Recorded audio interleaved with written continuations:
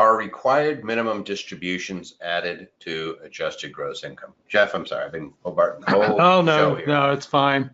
RMDs are calculated based on your age, or if you're married and have a spousal beneficiary, your age and your spouse's age. There's tables set up for it.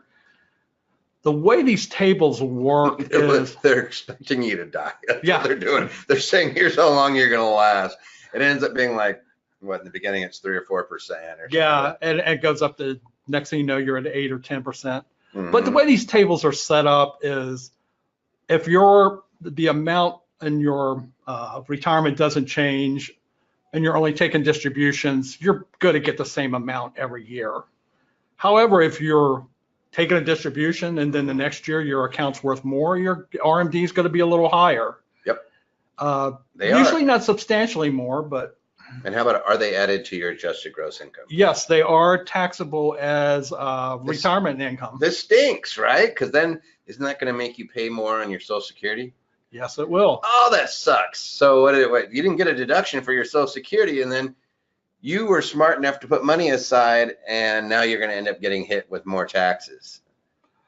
Yeah. Right. I had to explain that to my mother. Right, your congressman. How was that?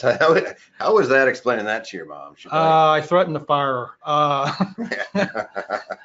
Can't fire your mom.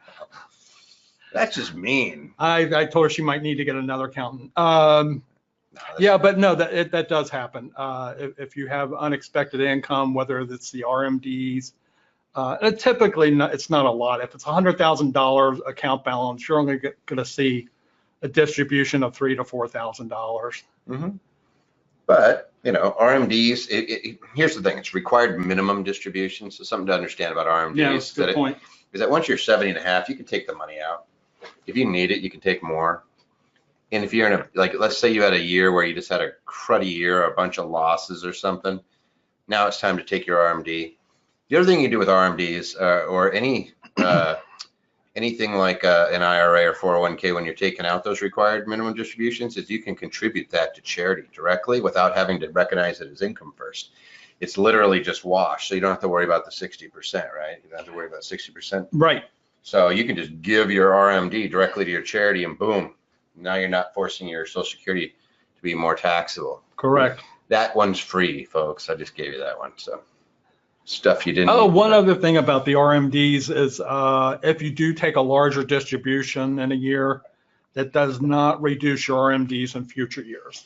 Yeah. And we've run across that with people mistakenly thought that. And by the way, if you don't take your RMD, they tax you at 50% of whatever it would have been. Is there a way, someone just asked on this precise issue, is there a way to defer RMDs or pass it to my spouse? You can defer your RMD in the very first year you turn 70 and a half. Mm-hmm. But then you end up having to take 2 RMDs in the following year.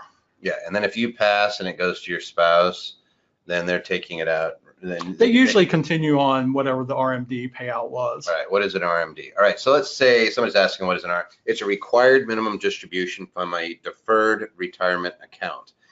So if you have an IRA or a 401k or a defined benefit plan, and you put money in tax deferred now. In other words, I'm putting money in and I'm writing it off against my taxes. So let's just use a defined benefit plan. I'm deferring $200,000 this year that I don't have to pay tax on.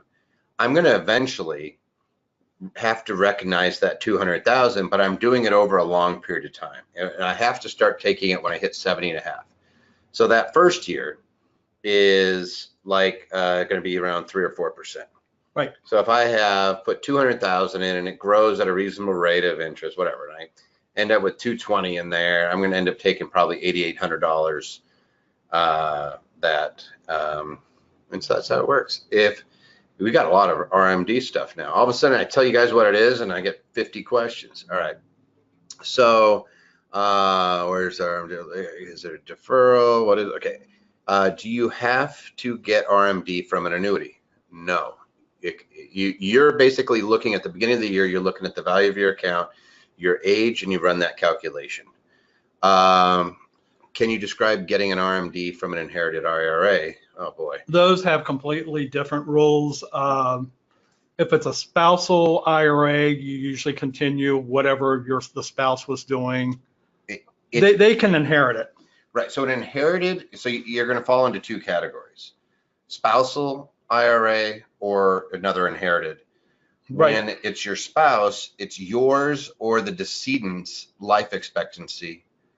I believe you can actually stretch it out over yours. I think so. When it's an inherited IRA, and I'm going off of complete memory, guys, so you don't shoot me on this. If I'm inheriting from somebody that wasn't my spouse, then it's going to be 5 years or the shorter of their life expectancy or my life expectancy if it's me. If it's a trust, then it's the eldest beneficiary's life expectancy that they use for the required minimum distributions. So it gets a little complicated.